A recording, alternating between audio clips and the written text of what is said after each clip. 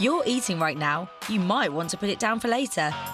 Over the next hour, we're going to find out what's really in your food. From the disgusting to the downright shocking, we'll lay bare some of the secret ingredients that food manufacturers would rather you didn't know about. We'll also be talking to diners who bought more than they bargained for. And we'll be sciencing up some facts with food experts, because without experts, this would just be me shouting horrible food facts at you, and no one wants that. Britons now buy more ultra-processed food than any other country in Europe. Over half the food we eat is made in a factory. It's made with industrial ingredients and unnatural additives, and most of us are none the wiser. But that's what this show is for. As we explore the nastier side of the food industry, we'll learn about how we are being ripped off, and in some cases, downright lied to. So, if you've ever bitten into a cheese sarnie and thought it tasted a bit hairy, if you've ever wanted to know exactly how many insects are in your pudding, or if you've been wondering how much transparency and truth go into the average ingredients list, you're in the right place. When this show is over, you won't look at food the same way. In fact, you may never eat again. This is the shocking truth about food.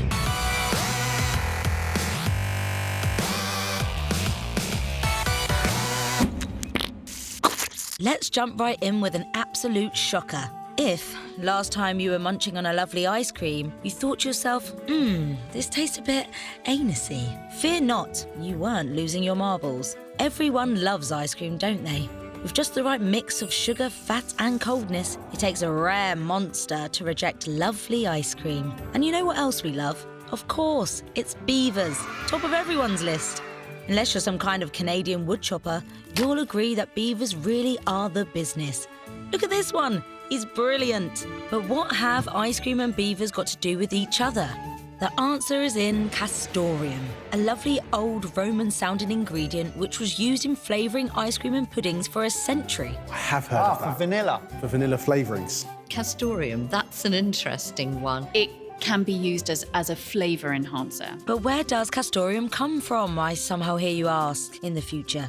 Castoreum is the secretion from a beaver's castor gland. Yes, it does come from beavers. It's not from the nicest part of the animal. Oh, really? Don't worry about it. It's only secretions from a beaver's anal gland. That's right, it's not poo, but it's literally as close as you can get. The stuff beavers spray from their bums to mark their territory. That's like a vanilla elixir to humans. These are glands that are on either side of their anus, kind of look like testicles if they're taken out. The thing that gets me about that, apart from the obvious disgusting nature of it, is who was the first person that, I don't know, licked I looked at a beaver behind? and went, do you know what? That bit looks tasty. I should get inside that.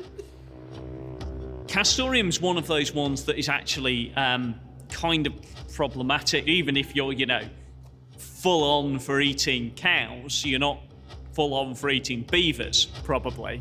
Would you ever eat the anal sacs of any animal? You know how great vanilla is? I do.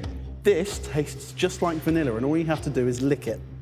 Have you've licked this? I have licked it a lot. Tastes like vanilla. I'm out. Actually, most of its uses now is in perfume rather than in food. There are much cheaper flavour enhancers that we use in food. But the interesting thing is, again, it won't typically be listed as an ingredient. It will be as a natural flavouring, which makes it slightly impossible to ever know if you are having it or not. That's right, officially castoreum isn't used in the EU anymore, and our UK Ice Cream Alliance corroborates this. And we can all agree that tearing the glands out the back of a beaver is not the best method of sourcing vanilla flavouring, especially when actual vanilla exists.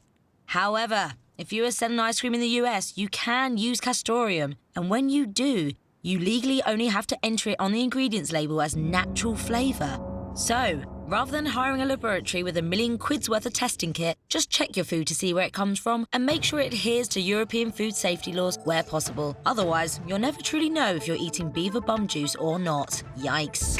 Now let's have a gander at the things we consume on a daily basis. And where better to start our tour than breakfast? If not the most important meal of the day, it's certainly the earliest. Here's some bread, or raw toast as my family calls it. You surely can't get more trustworthy than good old bread. It's bread, isn't it? Made of normal stuff like wheat, yeast, sugar, L-cysteine, and salt. Now, if one ingredient just then distracted you from these bread images, I bet I can guess which one. But why include such a normal-sounding, inconspicuous, natural ingredient like L-cysteine in a program about crazy food nonsense? Because L-cysteine, a processing aid which allows bread to stay on the shelf longer, can come from hair. Specifically, human hair. Bread makers buying their L-cysteine from China may be using products derived from hair swept up from barbershop floors. L-cysteine is in a lot of our foods. It's also used as a food additive, particularly in things like white bread. Traditionally, L-cysteine comes from human hair. Here's how this works. Human hair is around 15% L-cysteine, making it a great source for manufacturers using the amino acid. So it's no surprise that China, with its more than 1 billion population, many of whom have hair, became the world's largest supplier of L-cysteine. Just like castoreum, human-derived L-cysteine is officially prohibited in the EU. Indeed, the Federation of Bakers, another group which sounds like a superhero gang, but is actually a bunch of people who really love bread, state that they only use vegetarian versions of the amino acid. But, and there's always a but, when a foreign bread manufacturer buys L-cysteine from China and uses it in their bread-making process, they can't completely guarantee the provenance where the chemical comes from and whether it actually came from human sources. So, imported bread from mass producers could contain amino acids from human hair. Lovely. Without wanting to sound too Brexity, try to stick to bread from known, safe, close-to-home suppliers. Unless you like the danger of eating hair-derived substances, in which case you are a bit odd. By eating human hair, are we cannibals? Because it's not listed as an ingredient, and even if it were, it doesn't say the source of it. Hey, if you're a vegan or a vegetarian, that's the last thing you want in your product. Similarly, from a halal point of view as well, it's really quite scary. It's not that you've actually eating human hair. You're having the amino acid, which is a building block of protein. It is far removed. That isn't as reassuring as I want it to be for some reason. Maybe you're not a fan of bread, you weirdo, and prefer cereal. Fair enough. Nothing says a healthy start to the day like ground-up wheat shapes swimming in cow juice. But take care. In some sweet cereals, sugar can make up 1/3 of the product.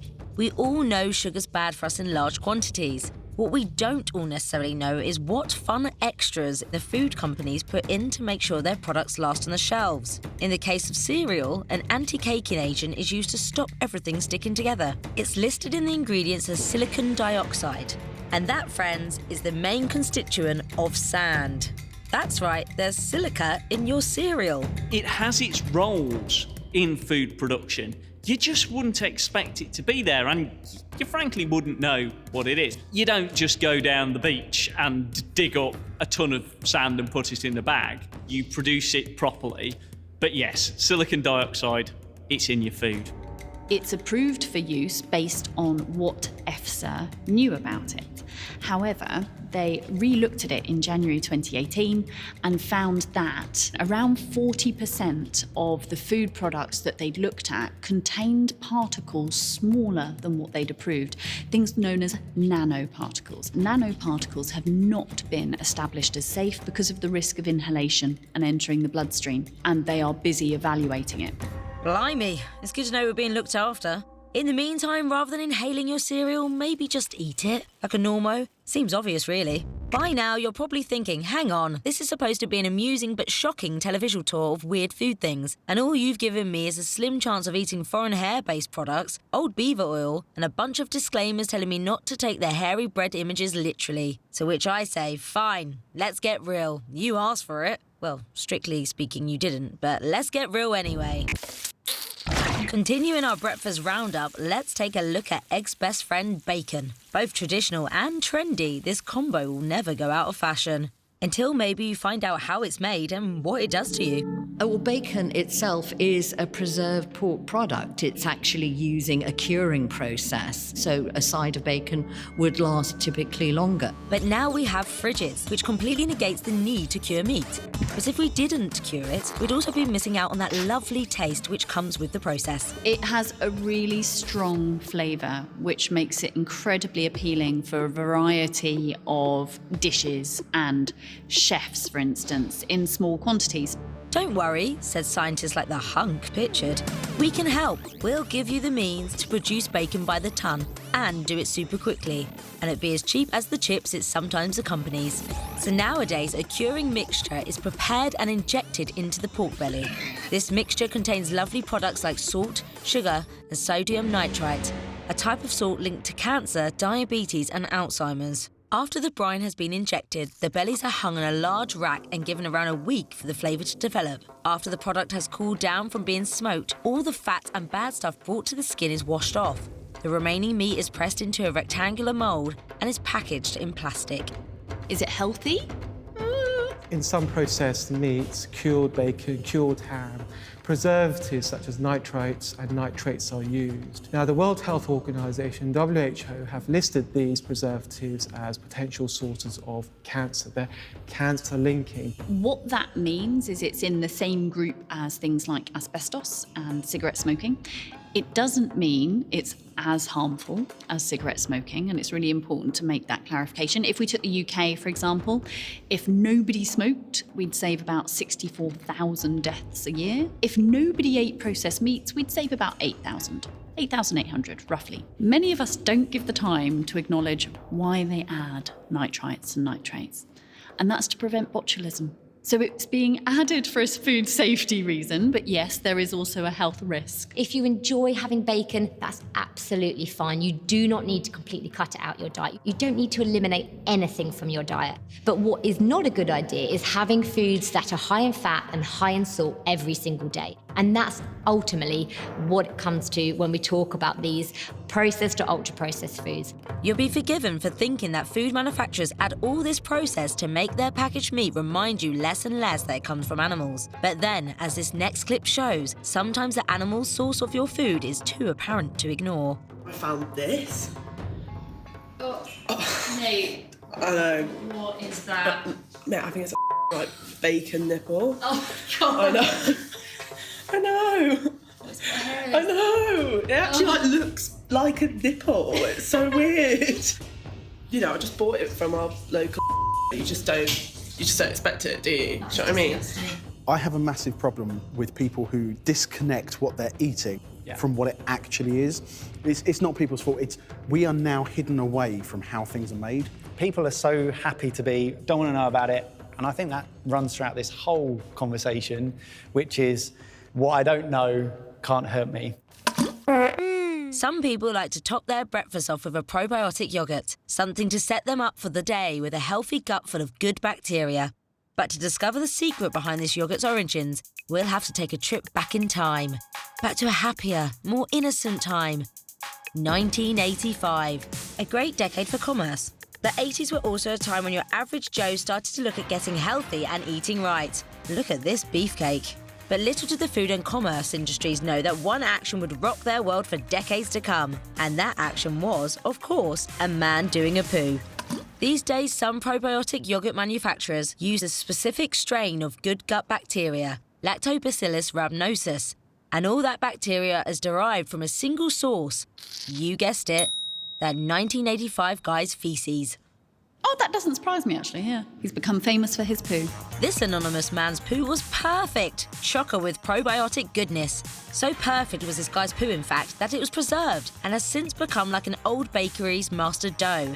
To this day, whenever a probiotic yogurt company in the world wants some Lactobacillus rhamnosus, they take some from that same 35-year-old preserved poo culture to use in their yogurt. So next time you're knocking back a teeny bottle hoping to keep your guts in good shape, remember you are eating stuff harvested from the exact same poo as literally millions of other humans. But while we are united in eating good-for-you poo culture, the science is divided. So probiotics is a really new area that we're studying in the nutrition and science field at the moment, and we don't know a lot about it, but we do know that probiotics seem to have a real benefit. We don't have much in the way of conclusions, and I think we've got a long way to go before we understand the human digestive system and the role that probiotics have on that. So EFSA have not approved a single health claim. You can't say anything about them. And you will have seen a distinct change in packaging and what is put on labels because they're not allowed to make any claims. What's likely to be true, though, is that many products probably do nothing. It might be that the bugs don't actually reach where they need to reach. They might already be dead. And that's enough poo chat. Let's take a closer look at what goes into your shopping basket for lunch and dinner. This is everyday food with outlandish extra ingredients. But surely you can trust your supermarket to tell you the truth, can't you? This is cheese. Delicious, mouldy cheese. Everyone's favourite reason not to go vegan. And the main reason Mediterranean people aren't way fitter than they are. Knowing that cheese is basically really off milk, it won't surprise you to know that there's more grimness to ice cream's hard, salty cousin than meets the eye. But it's grated cheese we're looking at specifically. Big brands sell grated cheese by the bucket load. The very idea of grating my own Parmesan in my own time, using my own effort, disgusts me to the point of losing my temper. So I, for one, am grateful that my local shop sells pre-grated cheese for only a 400% markup. However, I've often wondered how they stop all the strands melting and rejoining together, like some David Cronenberg cheese monster. The answer lies in an ingredient which has been found on some grated cheese labels: cellulose. Sometimes powdered, this anti-caking agent means I can enjoy many foods available in the UK straight from the packet, even on a hot day. But what is it? Wood shavings. Wait, what? Well, you know, we all need more fibre. You're eating it probably when you eat your vegetables, but you perhaps wouldn't expect it to be in your cheese, so you call it cellulose, so that people think, again, this is an important ingredient, it must be there for a reason, and I don't really know what it is. It's perception. It's, oh, I don't want that. Yeah. So, the cellulose, well, that sounds like a naturally occurring. I've heard of cellulose, cells. I've heard of, protein cells. Well, yeah, that sounds healthy. Put in more cellulose. I would say that I would want things to be more transparent and tell me what's in the food that I'm eating, and then I can make an informed decision whether that's something that I actually want to put in my body or not. If I'm transparent with you about what's in my cheese, you're going to choose another brand. Wood in your cheese. It's not harmful, it's not illegal, but it is a bit weird. It's time for a special segment we at Shocking Truth Towers like to call the Chemical Rundown. A quick guide to some of the crazier compounds hiding in plain sight, right there in your grub. These substances are all legal to consume and not, according to the FSA, harmful in moderation. Sodium bisulfite is used in most cleaning agents, but it's also used to both extend the life of some potato crisps and to bleach them so they are lovely and pretty. Sodium bisulfite is a bleaching agent. The amount of the bleaching agent that would be used is very small. We don't need to worry about the fact that our crisps are going to be slightly overly clean, shall we say. What's really interesting is when we think about, toilet cleaner being used in our food. It's not like you're taking toilet cleaner and pouring it on your crisps. That's not what's happening here. It is a substance that is used in very different ways in both products, but mostly for food safety. Still, bleach crisps. That's some right there. Propylene glycol has lubricating properties. It's really good for mixing things into an emulsion, so we have it in spice paste and the like. It's also used for lubing condoms. Have a think on that next time you're sucking down a nice creamy curry. Yeah, there's a lot of products that are used in our food that we wouldn't really like. Was it used for curry pastes first, and then they figured it could work for lubing condoms, or did they lube condoms with it and then go, this could work for curry? Like, what came first? Iron oxide is often put into meat and fish pastes. It's rust, like you'd find on my car, but on the packet it will be listed as E172. You might also want to know about its cousin, E553B, which is found in noodles, rice, and my grandma's socks. It's talcum powder. But what rust and talc have in common is that they belong to an exclusive and notorious club, E-numbers. People hate E-numbers. They think they are toxic, cause hyperactivity in children. When we grew up, E-numbers equal hyperactivity in children. Yeah. And honestly, I do not know what they are. Anything else about them other than that. E-numbers are a kind of good idea. The idea is that the European Union approves a list of ingredients, additives, all sorts of things to improve the flavour and taste of food. Then if you go anywhere in the European Union, buy a product, even if it's labelled in French or in Greek, you see an E number and you know it's the same ingredient as the ingredient that you get at home. Never eat any food additive that doesn't have an E number, because the E number is what tells you that EFSA have declared it safe.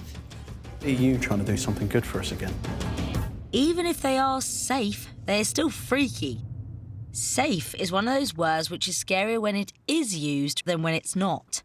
For example, dimethylpolysiloxane is safe. Its uses are myriad. It's a lubricant, a conditioning agent, an anti-foaming agent, and a skin protectant. It goes into baby cream, nail polish, deodorant, and loads of other cosmetic and hygiene products. So why, you might ask, is it present in loads of fast food products too? Turns out dimethylpolysiloxane, despite having a name that's completely inappropriate for food, is something of a team player. It's a replacement for butter for some famous fast food companies. It thickens milkshakes and it stops hot oil from splashing. Thank goodness for that. I was just thinking, my butter's too buttery, my shakes aren't thick enough, and my oil has always been too splashy. Hooray for dimethylpolysiloxane. It might be better to have a big, long chemical name than to actually explain what something is. People see a big, long chemical name and think, ooh, science, that must be great, and kind of skip over it. They don't necessarily have the knowledge to know really what it is or what it does, but they think, oh, that's fine, it's sciencey, it's obviously chemical. It might not sound particularly attractive, but it might be more attractive than if you actually took the time to explain what it was. So you've seen huge reductions in the use of salt, you've seen reductions in the use of sugar, and whilst most of us welcome that, very few of us spend the time thinking about how that happens, and actually that they may need to use other ingredients to replace those things, whether it's an emulsifier to keep something stable, whether it's a preservative to replace salt. And that's the bit of the puzzle that many of us miss. All of this is murky. As soon as there's a human agenda for something, it's normally related to preservation, mass production, and profit. The 3 Ps. Next up, we'll be uncovering all the hidden rubbish in your drinks and sweets. So why not grab a nice snack and a glass of wine or beer and put them straight in the bin? Because what we have coming up will put you off your next 10 dinners. First, booze. Who doesn't love a drink at the end of a working day? Or at the beginning of a working day, if that's your thing. Is it even possible to love booze too much? According to my counsellors, yes, definitely. This is no way to wake up on a Sunday morning. Well, that might change once you find out what's in it. This is isinglass. It sounds like a magic mirror out of Harry Potter, but actually it's a collagen used to fine beer and wine. That's weird. My beer was already fine. Wine historically has always been cleared by doing what's called fining, which means removing the sort of cloudiness of wine. I hesitate to ask this, but where does isinglass come from? It's basically the swim bladder of a fish. Oh, for crying out loud, why? Again, I suppose it's a consumer demand. We like a nice, clear, sparkling wine, champagne or whatever it is. It's made it very difficult for vegans to enjoy their Friday night pint. We are seeing an increase in the production of vegan-friendly beers, but you do have to look for them. Traditionally, beer is made with isinglass. What's really crazy is that beer will clear on its own eventually, but brewers add isinglass to accelerate the process.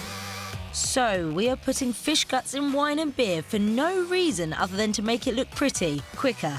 Why? Who was asking for that? And who worked out that dried fish guts would be the answer?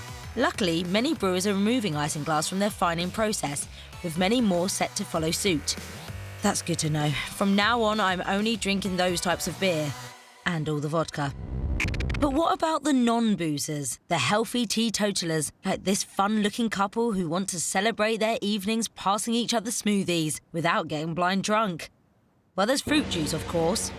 Health professionals recommend we get 5 portions of fruit or veg per day. What better way to get those 5 into your system than via delicious juice? There's no skin, no rind, no pips, no mess. Unfortunately, the process of juicing fruit into liquid means there's almost no fibre, which is a shame as fibre is good for us. What isn't good for us, and there's a lot of it, is sugar. ultimately what happens when we juice a fruit is that we are actually breaking down a lot of the cells and we're making the sugar much more readily available. I think the thing that people often forget when it comes to juice is if we take 1 glass of juice, that's probably got about 5 or 6 apples in there, which means that it's going to be a very high sugar food. If you were eating an apple, you'd probably be able to get through 1, maybe 2 apples before you think, oh, I've had enough of that. But actually, if you're drinking a glass of juice, you can quite easily drink 5 or 6, or maybe even more before you realise that you've had enough. We can taste sweetness on our tongue because from an evolutionary point of view, we needed to survive by consuming high-energy food. Yeah. But it was all natural, and there wasn't people in labs putting it together. Here's a useful reference to show how sugary fruit juice is. Take your favourite cola drink. Pretty sugary, right? In a 500 millilitre bottle, there's 140 calories and 40 grams of sugar. The equivalent amount of apple juice will give you 165 calories and will contain 39 grams of sugar, 9.8 teaspoons. So how do you feel about your juice knowing it has roughly the same sugar content as cola? Bad, probably. The other concern with fruit juice is that actually, especially if it's blended and it doesn't have any of the pulp in or there's no rind in there, you're going to have very, very low amounts of fibre in comparison to if you were eating a piece of fruit. Having apple juice is not as good for you as eating an apple because it's something about... It's the fibre. Yeah, the fibre. You don't process the fibre when you're drinking it, do you? No, it's because it's already been mashed. It's already been liquidised, and that's why you lose the effects. The great thing about fibre is your body having to break it down, which is where the health benefit comes from. If you consume a large glass of fruit juice, you're probably going to have taken your whole day's sugar allowance in one hit. I'm not against fruit juice. I think you can absolutely have your small glass of fruit juice every day and get the benefits from it. I think it's a really important part of helping us get to 5 a day, which hardly any of us manage to achieve. Most of us in the UK treat that as like the ultimate goal rather than the base point. That should be the minimum that we eat on a daily basis. Less than a third of us actually manage 5 a day. We've got a long way to go, and that's why I'm quite keen that we don't discount things like fruit juice, because we need all the help we can get. The last drink we'll ruin for you is cow juice, or to the punter, milk. Milk. It's all about sourcing, and it's all about who's providing and looking after the cows to provide the milk, for me. Or it's about the price war and getting 4 pints for a pound. Well, that's it. You are both right. The cost of and demand for cow's milk has outstripped some mainstream dairy farmers' ability to maintain health standards in their cows. Nowadays, it's common practice for dairy cows to be kept pregnant constantly so they can produce milk all year round. This encourages infections like mastitis, same thing that would happen to a human if she was forced to express milk every day for 10 years. The infected cows have to keep being milked, and this means that pus is transferred into raw or unpasteurised milk. It's tricky to know exactly how much pus is in your raw milk, but here's an indication. The UK and EU FSA currently allow 400 million pus cells per litre. Dairy farmers have taken to feeding antibiotics to their cows in an attempt to temper their inexorable infection. But that means when we drink that milk, we could be taking those same antibiotics into our systems. Many scientists believe this is propagating a pandemic of antibiotic resistance, making our illnesses harder and harder to treat. It's really not a great situation.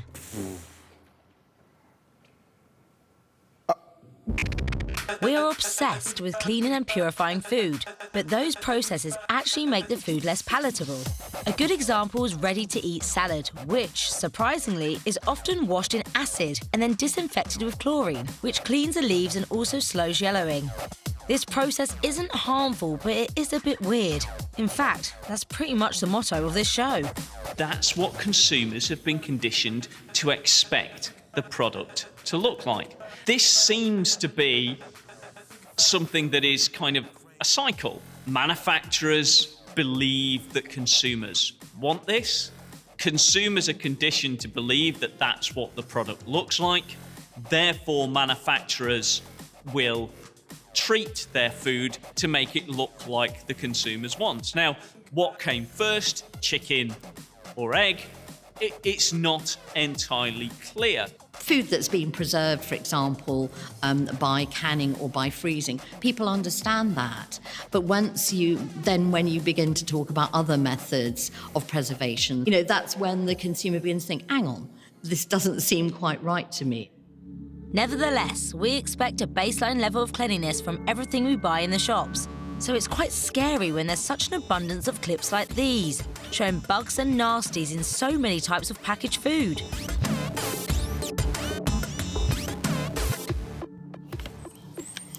Oh my, you are having a laugh. It's Deb, but still. I don't care. In the past, I'm sure there have been cases where it's not just by accident, where there is poor hygiene and standards. There's always that risk there. And so therefore the industry, what they are recommended or advised to do is to do a risk analysis of all their food processing from start to finish. So that's a requirement both in the UK and EU.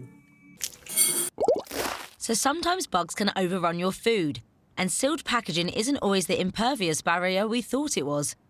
And if that wasn't bad enough, sometimes food manufacturers pop bugs into your food deliberately.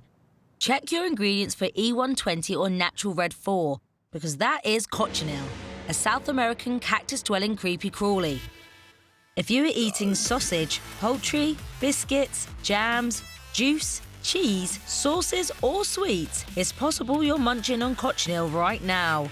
Yeah, so cochineal is dried beetle blood. Farmers actually get it from plants where it's harvested and then put on these big trays and shaken and then dried. And it's what gives us that lovely red colour that we use as a food colouring.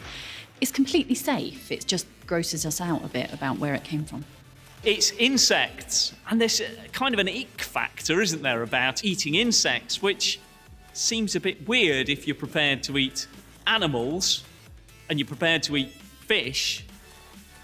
How are insects really different? It is a bit different though. Across a lifetime, an average human might eat about a pound of cochineal, equivalent to 70,000 bugs. Fun fact, a farm salmon's natural colour is grey. They are fed cochineal to turn that pink colour we all appreciate. Another example of the food industry manipulating what's expected and what's seen as natural. There's all this talk at the moment about how insects are going to be the protein of the future. Well, most people have been eating insects for a long time. It's just that nobody really knew where it came from. So navigating your diet can turn into a hunt for the truth. We already know what foods are healthy. They tend to be raw vegetables, fruits, grains and nuts, that kind of thing. We also know that processing tends to remove nutrients from food. So if you see a food whose manufacturers claim health benefits derived specifically from processing, it's time to be wary. People are producing foods that they are trying to almost market as clean and healthy and natural products. And consumers are buying them thinking that they're buying healthy options. And quite often, I think they're being misled. Sometimes you might be buying into a product, let's say, for example, it might be gluten-free. And for that reason, often people believe that that means it's a healthy option. And that's not necessarily the case. Foods such as vegetable crisps, often people, again, associate these with being healthier options. Whereas actually, sometimes vegetable crisps can contain just as much or more salt, fat, and sometimes sugar too. So I think it's really important that we pay attention to the foods we're eating and don't automatically assume that things are necessarily healthy. Agreed. There are certain words it's worth looking out for. It's time to play. Guess the legally approved definition of a normal-sounding word. Fresh. How do you define the word fresh? For me, fresh is a day old. Oh, I'm sorry, that's not right. Here's Dr. Hyde with the correct answer. Fresh means that it has not been processed in any way. You can have fresh food that was picked a long time ago. Usually it's frozen. Don't start me on healthy. What is healthy? Healthy is balance. Healthy is being able to eat something that gives you all of the nutrients that you need to survive. Do you think we're out of our depth? Yeah, absolutely. But then I think everyone's out of their depth. Yeah. Oh, the boys aren't doing well. Over to you, Doctor. Healthy means that you must be able to point to a specific beneficial health effect that has been approved by the European Food Safety Agency and appears on a list that they publish. Home cooked. If I see anything on a package telling me it's handmade or home cooked, I'm not believing it. Like, there's no way. Home cooked seems a lot more washy, like wishy-washy, than dubious. handmade. They're both very vague. Yeah. And therefore, who's home? Yeah, it's a legal thing, isn't it? And that's 0 for 3. Ouch. Home cooked means that you cook in the kind of oven that you would find in the home, or you cook using the same sort of techniques that you can use at home. Again, doesn't have to literally be cooked in someone's home. In fact, it probably isn't, because those kitchens don't have the same sort of standards of hygiene as you might expect from food that you buy. How many legal definitions do you think you'd get right? A good rule to follow. The bigger a buzzword is printed on the packet, the warier should be of what it means. People are actually looking to see what is on the back of pack, and if there's something they don't recognise, or if it's got an E number, then they are more likely perhaps to avoid that product. This can be a bit of a minefield. You don't want consumers to necessarily know more than they're being given by the labels. You want them to be aware of, say, the name of the ingredient, but not really what that ingredient is. You can't give all that information necessarily, and you perhaps don't want to, because it's a bit disturbing for consumers to know about it. You just need to be constantly on top of these things, because... What can I eat? What's left? We need to start an allotment. The UK eats almost 4 times more packaged food than fresh food. We used to be famous for having terrible cuisine in this country, and while some Britons are looking to eat well, our consumption of processed food and ready meals is only increasing. And yet, arrogantly, Britons often have disdain for foreign delicacies.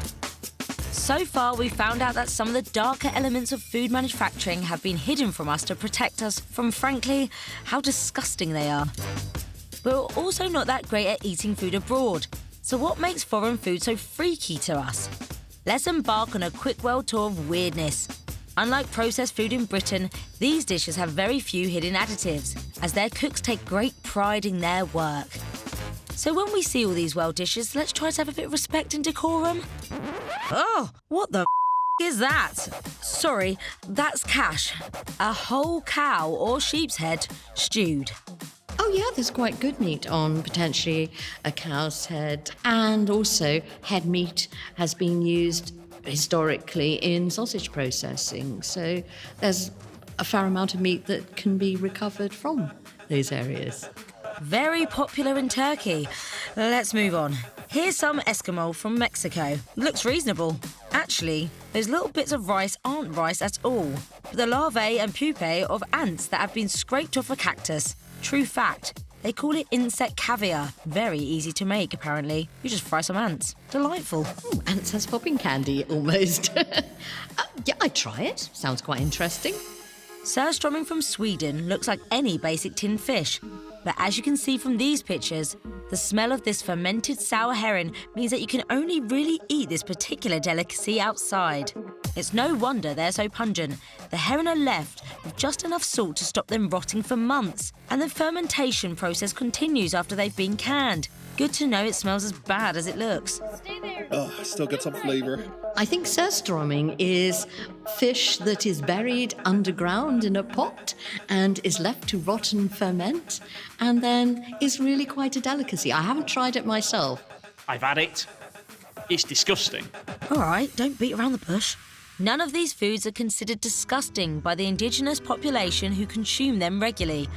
In fact, Swedish people are very proud of their sour herring and have a surströmming premiere party in late August to celebrate the opening of their fermented fish cans. If I had to celebrate fermented fish, I'd like to try and do it in the winter. That way, I might have a cold and be unable to smell anything. Can we move on to something more sensible? Oh, for crying out loud. This is ballot from the Philippines. It's exactly what it looks like. Fertilized duck fetus, raw or cooked, straight from the egg. Oh my God, there's feathers. So this is the duck. Oh, you just tapped its head. It's dead. We're eating it. Come on. There's no reason to eat this. I suppose the main thing is whether or not you can stomach slurping up a whole baby duck's head. And you better hope the duckling's mum isn't watching. Ah, this looks a bit better. This is shirako from Japan. It just looks like a creamy fish dish to me. I'll just check what shirako actually means. Ah, it translates to white children. Oh no, it's fish semen. Turns out fish can produce quite a lot of white children. If you're going to eat animals, you should be ready to eat every part, I suppose. So maybe our food is pretty tame compared with some of our overseas counterparts. This is one of those times having a famously bland national diet might be something to be proud of. It might seem weird to us, but I'm sure that black pudding seems weird to people in other parts of the world. So we're having a kind of sausage made from blood and various other bits and pieces. When you look to other areas of Europe, there's such a sort of strong culinary tradition and standard there. There's a reason that their food is so phenomenal and brilliant, and that's because they don't mess with it. If you look at that and then compare it to the stereotypical British foods, like knowing that fish and chips is one of our national dishes, you try and explain fish and chips to someone, it's, oh yes, we take the fish and then we deep fry it in a batter. If it's good fish, why would we cover it in batter and deep fry it? And it probably wasn't good fish to start off with. I mean, the obvious one that springs to mind is haggis. Basically, stomach and then using so-called variety meats, which I always think is a lovely US expression for what is offal, basically. Scotch eggs. People might think are quite peculiar, taking the mashed up bits of a pig and squishing it round an egg. Marmite, now that's an interesting one. Scraping the bottom of the barrel, literally, for Marmite. That's actually a very clever joke about how yeast extract is made, but we've run out of time to explain. I hope this has been both a disgusting and educational adventure. If we're to leave you with anything other than a series of appalling images of food, it's the idea that the food industry that we trust with our family's health isn't necessarily as transparent as you might hope. People hoping to sell a product en masse will be under pressure to find the cheapest method, and this can mean sailing close to legal limits and the line of acceptability. This is what happens when billions of people need to eat, and only a few companies are around to feed them. It's legal to use some ingredients a lot of us would laugh at and throw away, but if big government bodies declare them safe and they make our food look better or last longer and they're cheap, why wouldn't food manufacturers use these additives? These big multinational food giants surely have our best interests at heart. Underneath it all, there's no impetus to put these obscure processes and ingredients onto their packaging or marketing. And ignorance really is bliss. We slurp down fishy wine without a care. We tolerate pussy milk and carry on eating food processed with bleach or lube or wood pulp. We love bacon but hate the reminder of where it comes from, that only a nipple hanging off the side of a rasher could provide. But rather than starve yourself, maybe just take care to find out what's really in your food. And if you see something like other natural flavours on the side of a packet, just take a moment to ponder what that natural flavour might have come from. Because somewhere in the world there's a beaver making ice cream with his bum and he's laughing at us. Time for a bacon sarnie, I think.